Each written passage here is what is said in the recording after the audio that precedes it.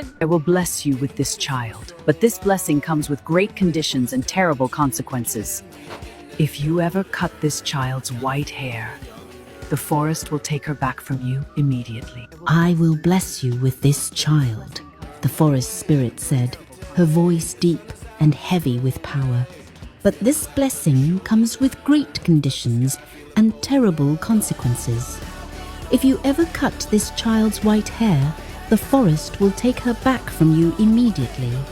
Hannah dropped to her knees, clutching the strange white-haired baby tightly to her chest.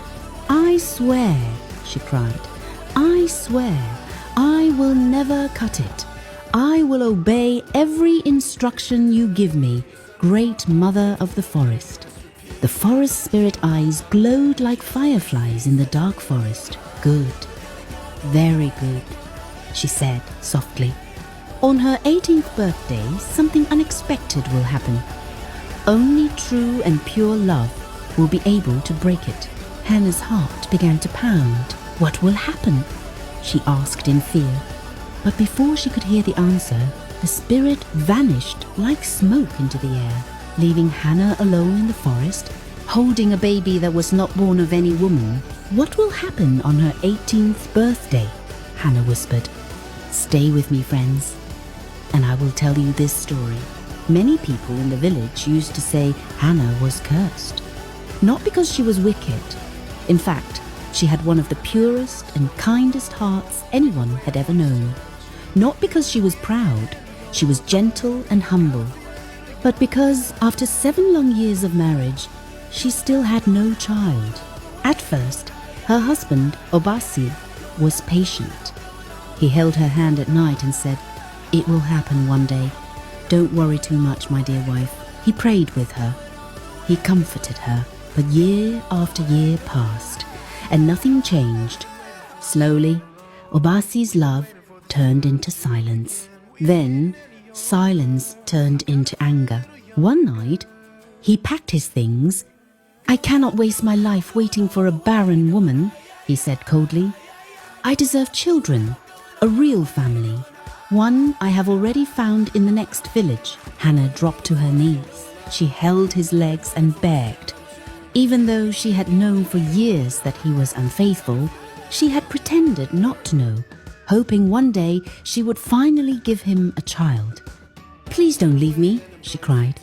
"I will try anything. I will go anywhere. Please." Obasi pushed her away. "I am done," he said. And just like that, he left. From that day, Hannah became a shadow of herself. She stopped laughing. Sadness settled deep in her heart. She cried herself to sleep every night. People in the village whispered when she passed. Poor woman.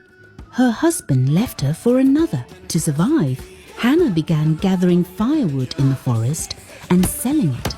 The forest became her only safe place. Every morning, she carried her rope and small cutlass. She walked deep into the forest. She cut dry wood. She tied them into bundles. Sometimes she would sit for hours, staring into the trees, whispering prayers through her tears. Then she would carry the firewood back to the village on her head and sell in the market. It was a hard life, but it kept her alive. One afternoon, after hours of cutting wood, Hannah's body could take no more. Her back ached, her feet burned, her hands trembled. She dropped her cutlass. She sat on a fallen tree. The forest was quiet.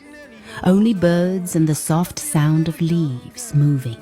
That was when the loneliness finally broke her. Tears filled her eyes. "Oh, God," she whispered. She covered her face and began to cry. "I am alone in this world full of wickedness and cruelty. I have no one to call my own."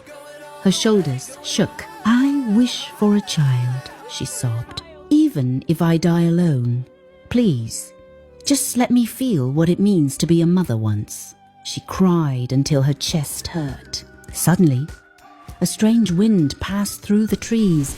Hannah felt cold. She lifted her head slowly. and froze. An old woman stood in front of her. She had come from nowhere. Her clothes were long and green like leaves. Her hair was silver and flowing. Her eyes were deep and calm. In her arms, she carried a baby. The baby had soft, shining white curls, skin like milk, eyes that shone like morning light. Hannah's mouth opened. "Who are you?" she whispered. The old woman smiled gently. "My name is Omia," she My said. name is Omia. Dry your tears, Hannah. Hannah's heart jumped. "How do you know my name?" Omia stepped closer. "I am the guardian spirit of this forest," she said softly. "I have heard your cries for many years." Hannah shook in fear. "I am not dreaming, am I?" Omia shook her head.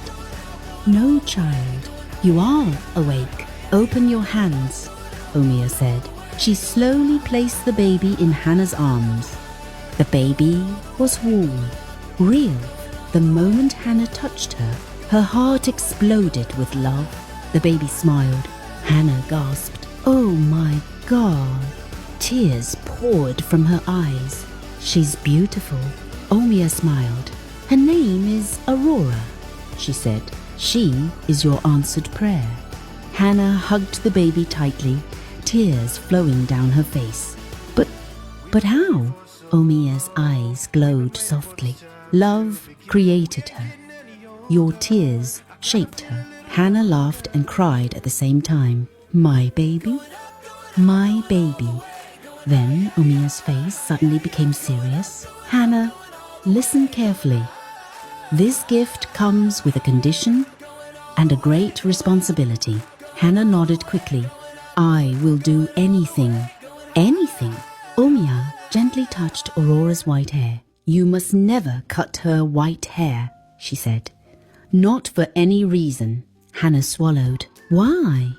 "Her life and her human form live inside that hair," Omia said. "If her hair is ever cut, even by mistake, the forest will take her back from you." Hannah hugged Aurora tighter. I swear I will never cut it." Omia nodded. "And when she turns 18, she added slowly, something will happen." Suddenly, sadness filled Omia's eyes. Tears appeared in the old woman's eyes. Her body began to glow. Her form started to dissolve into light. "What will happen, great mother of the forest?" Hannah asked in fear. But Omia was already fading. "Be prepared." Her voice echoed through the forest. "Be prepared, child." Hannah fell to her knees. "Be prepared for what?" she cried. "What will happen to my child? Please." "Wait." But Omia was gone. Hannah stood there shaking, holding Aurora tightly, not knowing if everything was real. The baby laughed. Hannah smiled through her tears. "You're mine now," she whispered. "No matter what happens, 18 years is a long time. We will face anything that comes together." And for the first time in many years, Hannah walked out of the forest with hope. Aurora grew faster than any child Hannah had ever seen. It felt like only yesterday when she was a tiny baby with soft white curls sleeping quietly in Hannah's arms. Now she was a beautiful little girl with soft white hair that shone in the sunlight like silver threads. Hannah made sure no one ever touched her hair. Not the village women, not curious children. The villagers often whispered, "What is it with this child's hair? Why does her mother guard it like her life depends on it?" But deep in her heart, Hannah knew it did. Aurora was not like other children. Hannah never wanted to take chances. She remembered Omia's warning every single day. And as Aurora grew older, strange things began to happen around her.